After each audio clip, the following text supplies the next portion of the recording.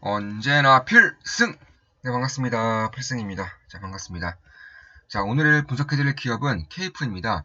일단 케이프에 대해서 아마 대부분 다 모르실 것 같아요. 쉽게 말씀드려서 이 조선의 핵심 그런 기자재 기업이라고 보시면 됩니다. 특히 이제 LNG 추진선이 상당히 지금 좋아지고 있죠. 대한민국의 물량을 싹쓸이하고 있는 모습입니다. 사실 올해 6월부터 이제 국제적인 이제 규제가 시작되면서 저유황률을 써야 된다거나 혹은 실린더를 달아야 되는 시기가 앞으로 1년, 길어봤자 2년 내에 다가올 것이라고 생각하고 있습니다. 물론 그런 예정이 있고요. 이미 많이 밀려서 이 정도인 겁니다. 그래서 이번에는 국제적인 그런 움직임이라던가 특히 미국의 바이든 정부로부터 불어오고 있는 그런 그린 정책에 대한 그런 힘이 저는 꽤나 강력하게 발생할 수 있을 것이라고 보고 있고 그에 따라서 이런 LNG 관련주들 혹은 LNG선 관련주들에 대한 실적 역시나 좋아질 수밖에 없지 않을까? 개인적으로는 그렇게 보고 있습니다. 실제로 또 최근에 이제 장이 매우 안 좋았음에도 불구하고 뭐 장이 좀 조정을 받았죠. 꽤 긴 시간 동안 조정을 받고 있음에도 불구하고 제 회원분이 이제 계좌 인증을 좀 해주셨습니다. 네이버는 38.69% 수익 중이고요. 클래시스는 6.37% 수익 중입니다. 이분 같은 경우는 이제 시드가 그러니까 투자금이 그렇게 크지가 않아서 제가 특히나 이제 강조드리는 기업들 혹은 여러 번 말씀드리는 기업들 위주로 이제 투자를 하신다고 하는데 국내 기업은 딱 두 기업, 해외 기업도 세 개 기업만 투자하고 있다고 합니다. 근데 해외 기업에 대한 계좌는 인증해주지 않았었어요. 국내 주식만 인증해주셨는데 해외 기업도 전부 다 수익 중이라고 합니다. 전부 다 수익 중이고 뭐 30%에서 적게는 이제 2% 내외로 이제 수익 중이라고 하는데 결국에는 국내 주식이랑 좀 비슷한 것 같아요. 그래서 국내 주식도 네이버 38.69%, 클래시스 6.37% 수익 중입니다. 자, 그럼 케이프에 대해서 이제 좀 말씀드리겠습니다. 케이프 같은 경우는 물론 제게 이제 뭐 계좌 인증도 해주시고 또 응원의 말씀도 보내주시고 이러한 이제 응원의 댓글, 이제 응원의 글들을 많이 남겨주시고 계신데 저는 정말 감사하게 생각하고 있어요. 그래서 이 자리를 빌어서 이런 식으로 감사의 인사를 드리고 있는 것이고 많이 이제 전부 다 좀 언급을 해드리진 못하지만 그래도 제 멤버분들에게 정말 감사한 마음을 가지고 있다는 것을 이제 알아주시길 바라겠습니다. 일단 텔레그램 방에 특히나 제가 이제 좋은 마음 기쁨 덕에 텔레그램 방에 이제 강조드리는 기업들 여러 번 언급해드리는 기업들 여러 번 분석해드리는 기업들이 있어요. 그런 기업들 위주로 이제 좀 보시는 분들이 꽤 계시는 것 같은데 역시나 좀 투자 수익이 좋아요. 뭐 저 같은 경우도 지속적으로 이제 계좌를 늘려가고 있고 우리 멤버분들도 이제 계좌 신고가를 이제 갱신을 하고 있으시니까 역시나 좀 괜찮은 흐름인 것은 맞는 것 같습니다. 일단 이 케이프 같은 경우는 이제 선박 엔진의 이제 핵심 부품을 생산하고 있죠. 보통 이제 실린더 라이너라고 하죠. 그러니까 실린더 라이너라고 하는데 아마 이 모습을 보시면 다 아실 거예요. 이 엔진이라고 이제 생각하는 것 자체가 보통 엔진을 생각했을 때, 엔진이 구동될 때 그런 이미지를 좀 그려보자면, 보통 이런 이미지를 그릴 수가 있죠. 엔진이 이렇게 있다고 치면, 엔진이 이런 식으로 있다고 치면, 여기 안에 이런 식으로 있어서 막 이제 왔다 갔다 움직이면서 이제 힘이 이렇게 전달이 되는 거죠.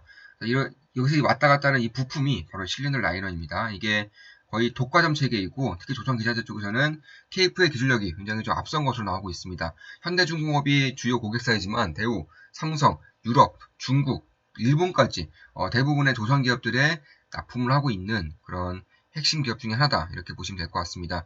국제 회사 기구에서 이제 연료라던가 이런 것들에 대한 규제를 이제 본격적으로 물론 지금도 진행하고 있어요. 지금도 진행하고 있는데 본격적으로 내년 빠르면 내년 늦어도 2년 내에는 훨씬 더 강하게 이제 진행할 것이라고 보고 있고 올해 6월에 발표가 될 거예요. 올해 6월에 정확한 수치라던가 기간 같은 것을 발표를 할 것이기 때문에 그런 것을 반드시 볼 필요가 있다. 특히나 이 조선기업에 투자하시는 분이라면 반드시 좀 살펴보실 것을 저는 권고하는 바입니다. 그래서 보통 이제 저유황률을 사용한다거나 혹은 스크러버를 설치해야 되는 것인데, 국내 이제 해운사 같은 경우는 저유황률을 사용하겠다고 밝히고 있어요. 약간 70% 정도는 저유황률을 사용하겠다고 밝히고 있고, 스크러버를 이용을 함으로써 이제 어느 정도의 시간을 벌겠다라는 그런 움직임도 있습니다. 좀 주목할 점이 이 저유황률을 사용하든지 아니면 스크러버를 사용하든지 상관없이 그냥 다 수혜를 볼 수 있어요. 왜냐하면 이 저유황률을 사용할 경우에는 이 엔진이 금방 마모돼요. 그러니까 엔진이 마모되면서 실린더 라이너도 같이 마모되는 것인데 이런 것들에 대한 소모품에 대한 소요가 이제 가면 갈수록 증가할 수가 있다는 것이고요. 스크러버를 설치할 때에도 결국에는 엔진도 바꿔야 돼요. 엔진을 바꾼다는 것은 그 안에 들어가는 핵심 부품인 실리콘 라이너도 이제 바꿔야 된다는 것이고 실린더 라이너 역시 바꿔야 된다는 것이고 그런 것을 봤을 때에도 이 핵심적인 역할을 할 수 있는 그런 KF에게는 꽤나 좋은 그런 기회가 될 수 있다 이렇게 보시면 될 것 같습니다. 뭐 조선 3사 외에도 이제 뭐 HS 엔진이라던가 STX 중공이라던가 이런 이제 엔진 기반의 기업들에게도 납품을 하고 있기 때문에 그리고 전방위적인 수혜를 받을 수 있지 않을까 개인적으로 그렇게 보고 있습니다. 실제로 작년부터 조금씩 이제 물량이 점차 증가하고 있죠. 물량이 증가함에 따라서 실적도 당연히 증가합니다. 실적도 꽤나 극적인 그런 실적의 성장세가 있는 것이고 저는 올해 내년으로 갈수록 이런 실적 성장세는 조금 더 뚜렷해지지 않을까 개인적으로 그렇게 보고 있습니다.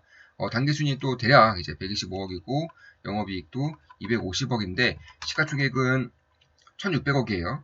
특히나 이 조선 기재자 기업임에도 불구하고 꽤나 좀 괜찮은 그런 ROE를 보이고 있습니다. ROE 같은 경우도 보시면 15, 최근에는 15, 10 정도 내고 있고 영업이익률도 10% 이상씩 꾸준히 이제 작년 기준으로 내고 있기 때문에 이런 것을 봤을 때에도 괜찮은 흐름을 보이고 있다. 특히나 제가 이 기업에 특히 더 주목하는 이유는 최근에 경영권 분쟁이 점점 뜨거워지고 있어요. 그러니까 경영권 분쟁이라는 것은 이 대주주를 차지하기 위해 혹은 이 기업의 경영권을 차지하기 위해서 지분 경쟁을 한다는 겁니다. 지분 경쟁. 이 지분 경쟁을 통해서 서로 간에 이제 지분을 확보해야 되기 때문에 주식을 공격적으로 매수해야 되는 것이고 주식을 공격적으로 매수하면서 주가는 당연히 오를 가능성이 높아지는 것이죠. 이런 것들도 좀 보고 있어요.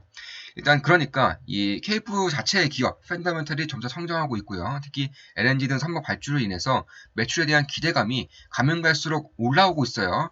그런 것도 외에도 특히나 이 KF 뭐 투자증권이라던가 뭐 코아시스라던가 이런 기업들의 이제 성장과 실적을 그대로 이제 계열사이기 때문에 그대로 가져올 수 있다는 점에서 특히 KF 투자증권을 이제 IPO하겠다는 그런 의지도 지금 불태우고 있습니다. 물론 현재로서는 이제 지분 경쟁으로 인해서 그러니까 경영권 분쟁으로 인해서 이런 것들이 조금씩 밀릴 수는 있지만 저는 경영권 분쟁은 결국 투자 주주들에게는 더할 나위 없는 호재라고 보고 있습니다. 그 대표적인 예로 굉장히 뜨거웠던 기업이 있죠. 바로 한진칼이죠.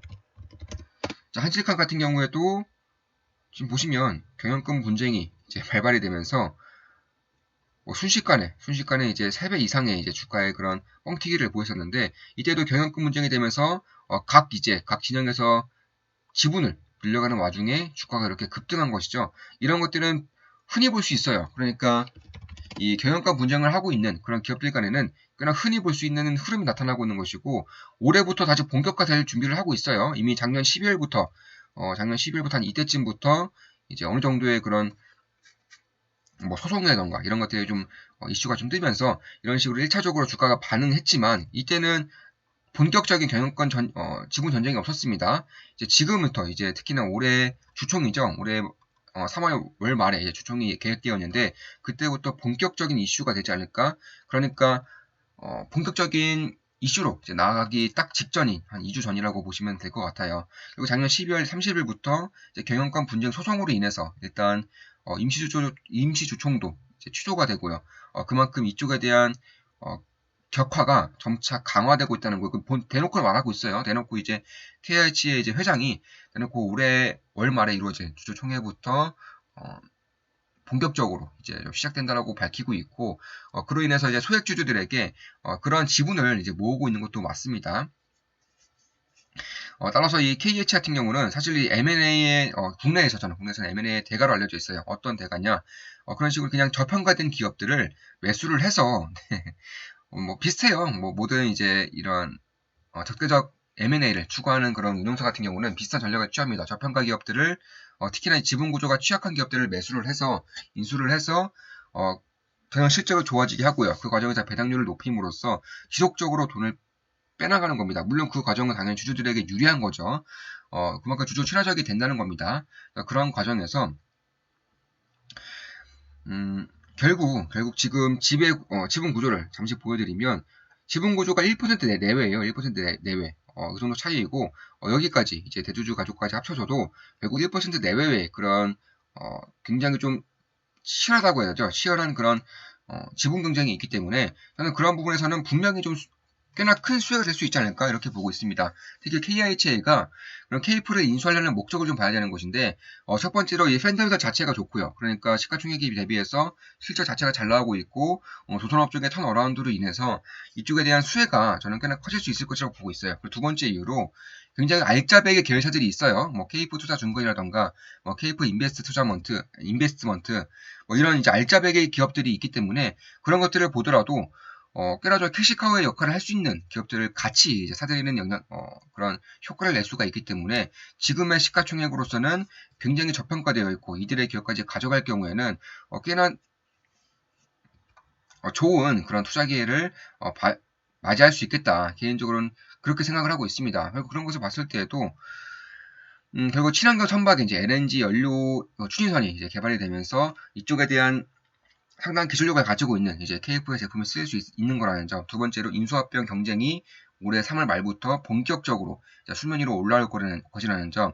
세 번째로 지금 KIC가 노리고 있는 KF 외에도 뭐 KF 투자증권 이런 것들을 본다고 하더라도 꽤나 알짜배기 계열사들이 있다는 점을 봤을 때에도 저는 제가 봤을 때에는 지금의 기회는 결국 이 팬더멘털도 좋아지고 그리고 경영권 분쟁 이슈도 있기 때문에 이쪽에 대한 기대를 어느 정도는 해볼 수 있겠다. 개인적으로는 그렇게 보고 있습니다. 물론 제 모든 영상은 다들 아시죠? 추천, 매수매도 추천, 리딩 절대 아닙니다. 예, 참고하시면 되겠습니다. 그럼 지금까지 KF에 대한 분석을 좀 해드렸고 앞으로도 좋은 분석, 좋은 기업 분석으로 찾아뵙겠습니다. 필승이었습니다. 필승!